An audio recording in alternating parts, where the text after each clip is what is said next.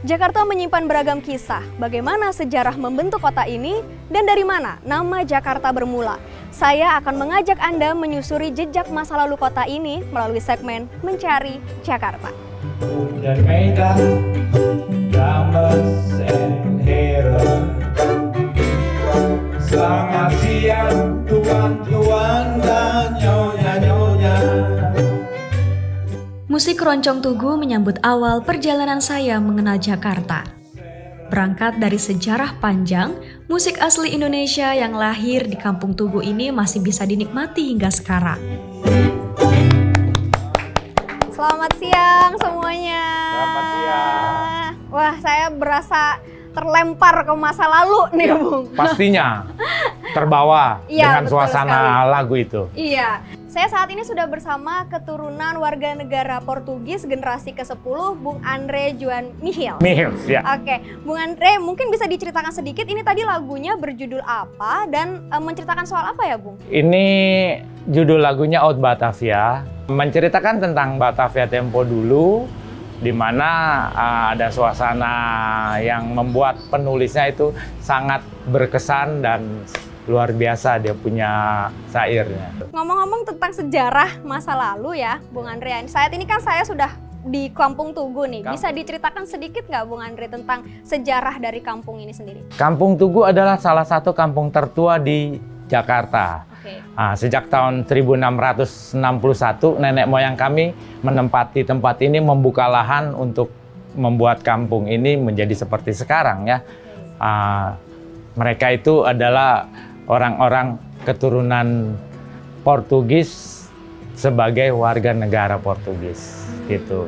Jadi kalau dia dibilang sebagai keturunan darah Portugis, itu mungkin tidak semuanya benar. Pasti ada tempat di sana, kita akan lihat spot-spot yang bisa kita ceritakan tentang bukti sejarah kalau kampung ini adalah kampung tertua. Sebagai kampung tertua yang terletak di kota Jakarta, masih banyak jejak sejarah masa lampau yang bisa ditemui di Kampung Tugu, seperti Gereja Tugu ini. Setelah sempat rusak, gedung gereja dibangun kembali sebanyak 3 kali, terakhir pada 1747 oleh Tuan Tanah Belanda Justinus van der Vins. Dengan tetap mempertahankan mimbar dan jendela yang masih otentik, kini gereja masih digunakan sebagai tempat ibadah masyarakat Tugu dan sekitarnya.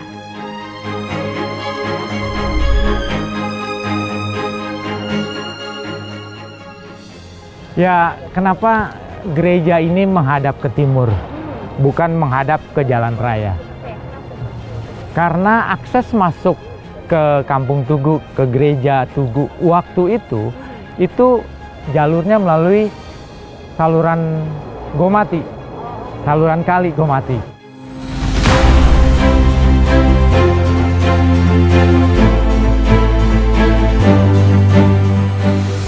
Ya, inilah Kali Gomati yang dibangun oleh Raja Purnawarman di abad ke-5 yang panjangnya 6.112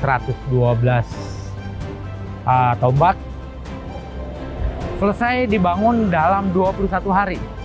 Dan selesai dibangunnya ini, Raja Purnawarman pun membuat prasasti yang kita kenal dengan Prasasti Tugu.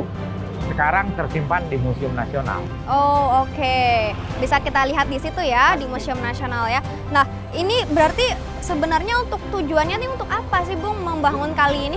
Tujuannya dibangun kali ini itu untuk menanggulangi banjir yang pada saat itu terjadi dan juga sebagai irigasi buat pengairan sawah masyarakat di masa itu. Menarik sekali ya penjelasannya dari Bung Andre, sebuah kampung tertua di Jakarta dengan budaya masa lalunya yang masih bisa kita nikmati hingga saat ini. Ini membuat kita belajar betapa pentingnya merawat dan menjaga tradisi agar tetap lestari dan membuat masyarakatnya tidak lupa dari mana mereka berasal. Perjalanan saya belum berakhir di sini, masih ada satu tempat lagi yang akan kita ulik untuk mencari Jakarta. Terima kasih, Bung Andre.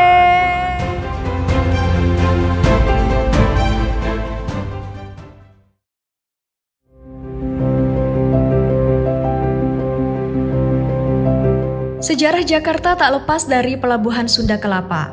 Pelabuhan tertua di Jakarta ini menjadi penggerak roda perekonomian di masa lampau. Letaknya yang strategis menjadikan pelabuhan ini sebagai gerbang masuk perdagangan rempah Nusantara hingga mancanegara.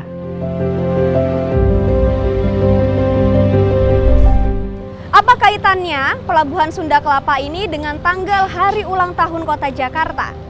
Untuk membahasnya, di sini saya sudah bersama Pak Chandrian Atahya, tim ahli cagar budaya DKI Jakarta. Halo Pak Chandrian. Halo juga. Oke, Pak Chandrian, kita langsung saja ya membahasnya.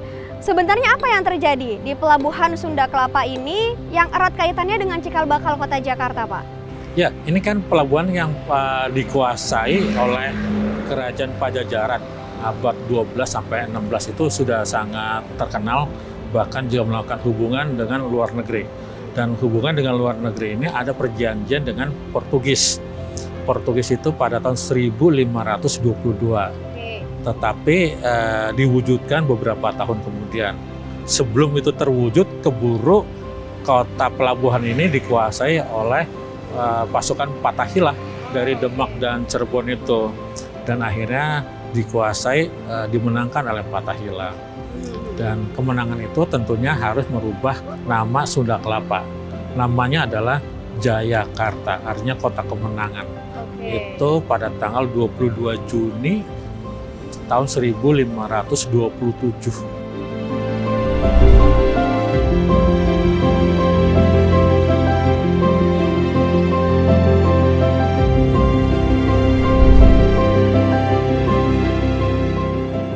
Baik Pak Chandrian, setelah kita menyusuri Pelabuhan Sunda Kelapa ini, melihat bagaimana perkembangannya saat ini, apa pesan yang ingin Bapak sampaikan selaku tim ahli cagar budaya kepada generasi berikutnya dari Jakarta? Ya, pada kesempatan ulang tahun Kota Jakarta yang ke-496 ini, saya berharap masyarakat Jakarta itu lebih peduli dengan keberadaan peninggalan sejarah maupun cagar budaya. Karena lokasi dimanapun kita berada itu punya riwayat. Oke, baik. Terima kasih banyak Pak Chandrian atas waktu dan kesempatannya untuk berbincang bersama saya. Iya.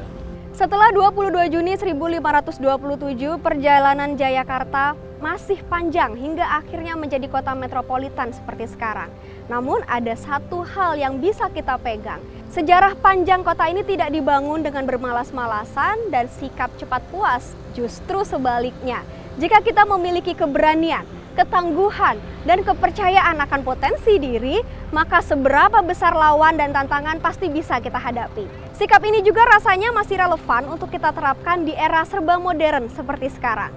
Selamat ulang tahun ke-496 Kota Jakarta dan sampai jumpa.